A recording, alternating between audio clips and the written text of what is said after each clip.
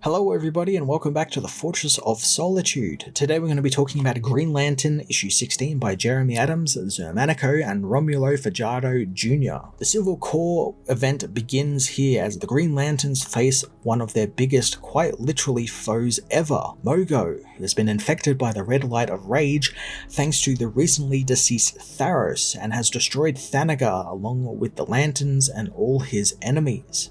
Hal and John evacuate some of the Thanagarians before intending on drawing Mogo's fire, leaving the inexperienced Carol on board to help repair the ship's thrusters and get them to Ran. Jeremy Adams really opened this issue and event with a big bang, especially thanks to that big special we had a couple of weeks ago, and now this, and not once does he let up. I love that it's just constant action, it's chaos, the Lanterns are having to think on their feet about how to defeat a literal planet-sized villain, and Mogo as a villain, that's really damn cool. I know there's been a couple of times where Mogo's been infected by different emotional spectrums or, been utilized as a weapon in some way, and it's always so fun. It's Death Star. It's this giant planet killer, and we see it kill a planet here. We see it blow up Thanagar. That's no small thing. Thanagar is destroyed. Holy shit! Now the Durlans, the people who are taking over the United Planets, have returned to their flagship and try and capitalize on the advantage Mogo has given them by destroying the survivors in Thanagar's debris, so they can't tell anyone what's going on. My point about Tharos being kind of over his head is proven again, and I like that it didn't even matter that he's alive or dead in his own plan, and the Durlans are just continuing the plan like he never existed, and it might be something that comes back to bite them later on in the arse. To continue their experiments though, they are using Kelly Quintella, the Teen Lantern, to help regulate the control of the emotional spectrum they have taken over, and it's why Tharos ordered her to be captured in the first place. Kelly is one of the human Lanterns who I feel never actually got a proper chance. She was introduced and we had a couple of stories with her in Young Justice and some one-shots and stuff, and then just kind of existed like a lot of different characters have. And I like that Adams here is bringing her into the story and including her in a very integral way. Like, he's using every part of the Buffalo here. He's using all of the Lanterns in some cool way that actually affects the story. It's also really smart that he seems to be doing in batches. Like, we haven't got all of the human Lanterns here just doing things. That's too many characters. That's way too many characters. I like that we're just getting them in small little groups and they'll interchange throughout the entirety of this story, which is really smart. Luckily, Kelly has a friend on board the ship who can help her in the form of Ellie Stewart, who is able to tap into Kelly's mind and help her from within. Carol, meanwhile, flies deep into the Rainian ship and tries to focus her power on fixing the ship's propulsion unit. She theorizes that if a power ring can generate energy, they can also manipulate and redirect that energy, and she wants to do just that by focusing it through the engine, using her engineering background to figure that out and quickly restore power to the propulsion unit of the ship, getting it ready to escape the destroyed Thanagar.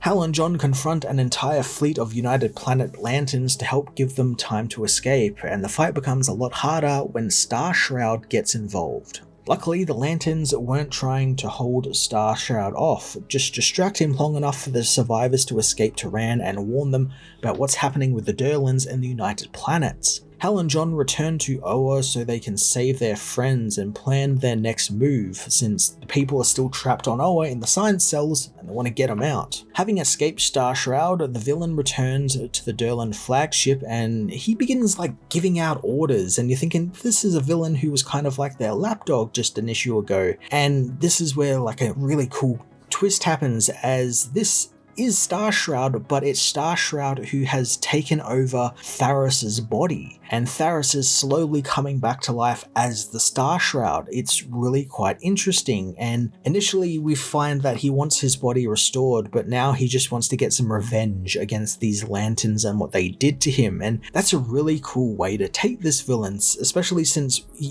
we started the issue thinking, oh yeah, he's, nothing now, and now he's being evolved into something that is actually a credible threat to these Lanterns and to his own people. I like that he's even going against his own people. He kills one of the commanders in this for questioning him. So I like that maybe the Durlans now have a common enemy with the Lanterns, and I wonder if that's gonna come back up at some point. The Durlans follow Tharas's or the Star Shroud's orders and chart a course for Oa. Back on Oa, meanwhile, Guy and Shepard have managed to rescue their imprisoned friends, while Larfleeze still wreaks havoc on the science cells and the Manhunters. There is just this great little moment between Guy and Joe Mullen in here, having reteamed for the first time I think since Dark Crisis of the Infinite Earths. They were in like a tie-in there together, and I love that it builds on that as well. There's this playful attitude towards each other that was left intact from that, and I really appreciate that. It builds that they've actually had an interaction together, they know each other, and they work well together.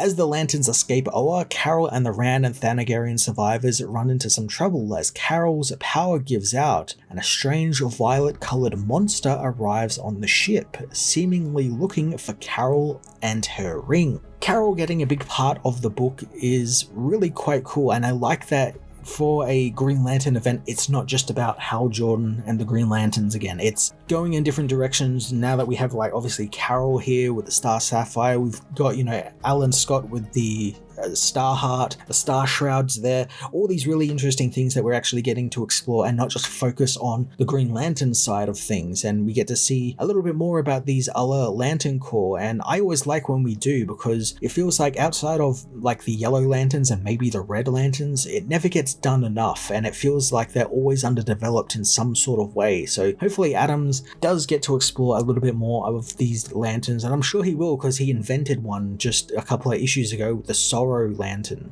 So I'm sure that's going to come back at some point, and we're going to get to experience what that lantern culture is like. Civil Corps is off with a bang, delivering a decent bit of action and covering a lot of different, pretty surprising characters' parts in the story, like Teen Lanterns and Star Sapphire's integral parts. I'm really liking the range and scope of this story and what it seems to be covering. It's not just the Green Lanterns, we get a little bit of everything in this, and the Durlan subplot is even interesting as well, and I like how Tharas has developed as a character and as a villain. He's very interesting. I'm very much looking forward to seeing how Jeremy Adams builds on him now that he is like part Star Shroud, being kind of consumed by it, but also rebuilt by it. It's a really interesting way to take a villain and what that will cause for the Green Lanterns in the coming issues. I'm going to give this issue a 9 out of 10.